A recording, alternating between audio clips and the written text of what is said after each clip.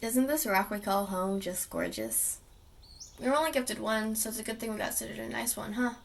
With all this beauty around us, you'd think we'd see it for what it is, instead of removing its magic to suit our own needs.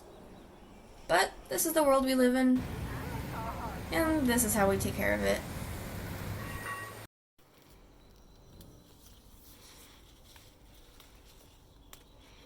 In such an ugly, waste-filled, and wasteful world, how do we find beauty and magic in it again?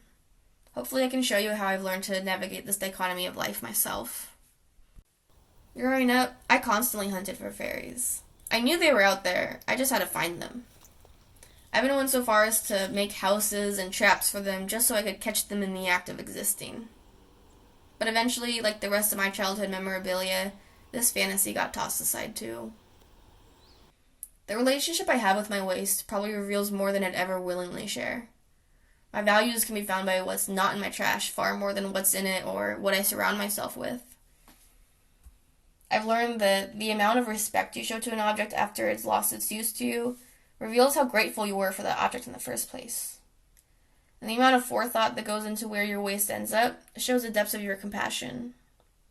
Compassion for the resources you use, compassion for your planet, and for your fellow man. Unfortunately, where our waste ends up is largely out of our hands, though. Despite our best intentions, things don't always end up as planned. As it is now, more than 80% of all unwanted clothing gets thrown away. Some excess donations do get shipped overseas to other countries, but some have started to reject the clothing. And even when it does make it to its shores, well, it doesn't always get used to the fullest.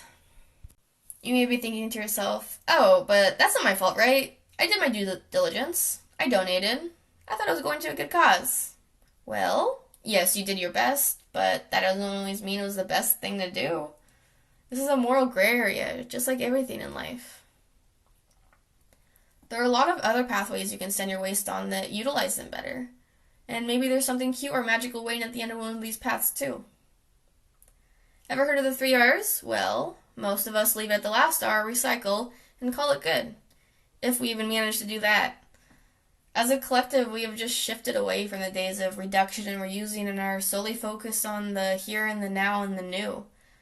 And of course, we only want the best of the best, too. You may be thinking that this situation couldn't possibly apply to you. You're just one person.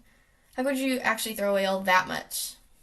You do realize it's kind of stupid to say you don't have an impact, right? Your whole life has been everyone telling you how much of a difference you can make. What, you don't trust them now? Yeah, alright, fair. I wouldn't really either at this point. But you do have an impact. And a responsibility as a human to be conscious of that. Have you ever stopped to consider where your waste ends up? Where would it go if you couldn't just toss it and forget it? I've wondered often what would happen if society just stopped functioning and how I could become self-sufficient in that case. By trying to mitigate that very, very, very, very terrifying possibility, I've also made my current waste impact a lot smaller in the process. Whenever I buy food, I try my hardest to use every single part of it. Whatever I don't end up using, I put in my compost bin, or I save it for stock for later. Or I even regrow it. Just by simply being aware of all the food wasted by our farmers and grocery stores every single day, it has made me more mindful about the food that I buy. I always buy bruised or fallen fruit if I see it, because I'm not afraid of the germs, and I know everyone else, and especially the grocery stores, are. As Americans, we waste more than 40 million tons of food every year. There are 2,000 pounds in a single ton. I would let you do the math, but it doesn't even matter. It's too much. How many nutrients at this very moment are being wasted right now, dissolving with no purpose, simply because you didn't know how to recycle them before? Or were too lazy to finish a meal? How can we live life to the fullest if we aren't even eating our food to the fullest? We no longer think about how far our resources can go because we don't have to. Their shelf life has been decided for us by people with much bigger pockets and much bigger egos than us, and we've just accepted it. Food is no longer about being fed, it's about profitability. As a culture, we've just stopped caring about our waste. It's out of sight, out of mind. If the time were to come, we wouldn't even know how to handle it by ourselves. We won't even know how to reduce or stop producing it, because it's in everything we do. When you cook, when you clean, when you eat, you make garbage. If you were isolated in a bunker for 10 years, where would your trash go? Your unwanted clothes, your sewage. Being a human and taking care of our corporeal forms, it requires some level of waste production. This is just an inescapable fact, so how have I made the most of my trash? I started collecting it. And once I had enough, I tried to make something beautiful. The wonderful thing about trash is that it comes in all manners of shapes, colors, sizes, textures, materials, and functions. Because it's literally anything and everything. At some point, almost anything can be and has been thrown away. Trash is literally everything. Even I'm trash. Trash can be recycled into almost anything you want, too. From practicality to beauty, trash has already filled all sorts of voids in my life.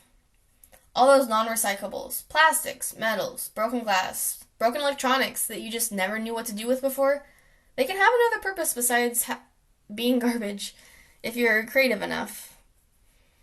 Your clock's plastic face broke? Forget about it. Add some florals. Still have your pine wreath from last Christmas?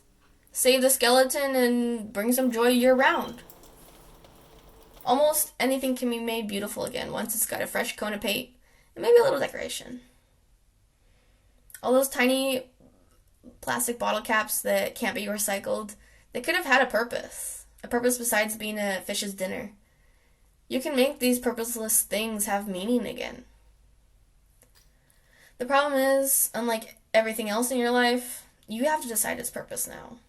You have to imagine a future for this object where there was previously nothing. The other problem is that you've likely forgotten how to imagine. This skill that you used to use every single day without a second thought, it's likely become weary throughout your adult years without use. Don't you ever miss being so imaginative, so carefree, so intelligent in your own simple view of the world? You can find simple joy in imagining once again. You just have to start looking in unconventional places. Once I started imagining new possibilities and otherwise hopeless objects, I felt the childhood magic that's within all of us begin to awaken. I started to remember all the times I would look up at the trees and imagine what it would be like to live up there. I remembered stories like Peter Pan or Narnia that used to feel so real, or they at least filled me with the hope that they were. The magic to forget our worldly troubles, and we have plenty of them, trust me, it's within your grasp. So grab it, and don't fucking let go. Magic is already everywhere we look, but we just don't recognize it anymore. Magic comes from how we think about reality, not in actual distortions of a reality. Interpretations have always been more powerful than facts. Do you remember those long car rides where you used to imagine a man running alongside the car, or you're holding the moon on a string like a balloon? Well, why did we stop daydreaming those things? Now we only dream of possibilities where we're not single or we don't have to file taxes. There are other more mundane magics out there that we have just readily accepted without a thought. Technology is something that few of us really understand, but all of us just accept as fact. Most of our society possesses a powerful, multi-purpose, omnipotent, magical tool that we can purchase for around $1,000 in our pockets right now. And this is just a fact of life.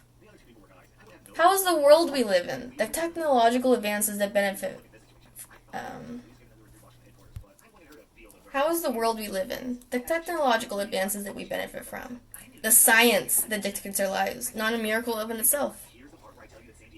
Sure, we can explain it in certain scientific terms and understand the concepts of it, but why? Why are we even able to live on a breathable planet in the first place? Why were humans able to or ever allowed to evolve to this point?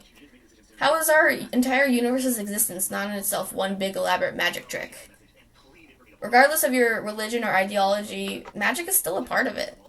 The Big Bang, the widely accepted source of our universe's creation, hasn't even been given a proper explanation by scientists, just theories.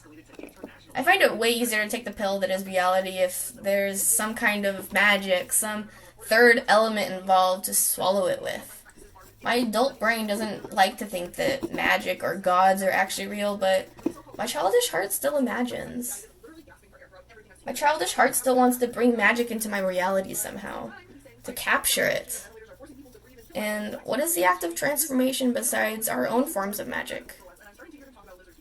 As the facts of our daily life become more and more bleak, I find myself searching for any kind of purpose or joy these days. And to solve this, I've been turning to art. I know it's hard to know one's place in the universe when we barely even know what's going to happen tomorrow. So, might as well bring some color into my life and put these feelings to good use, right? The universe is so vast and timeless, yet I find myself only ever concerned with the present moment. Why is that? What happened to all the dreams for the future I had? When did I stop living for the future? For my future?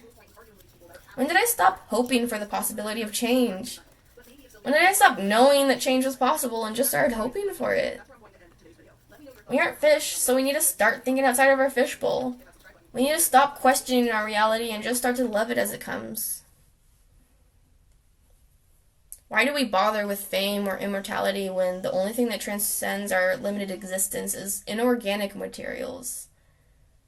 If you take the time to make your waste beautiful, maybe those resources used to produce it won't have to actually be wasted. If you take the time to remember all the beauty around you, people will remember you for your beautiful soul. Our trash is the only legacy we leave behind, so we should make it a magical one. It's far too easy for us to take beauty and turn it to mud. So, while things still remain beautiful, I will sit and appreciate it. And when things start to look muddy, I'll make some fairy houses again to recapture the magic.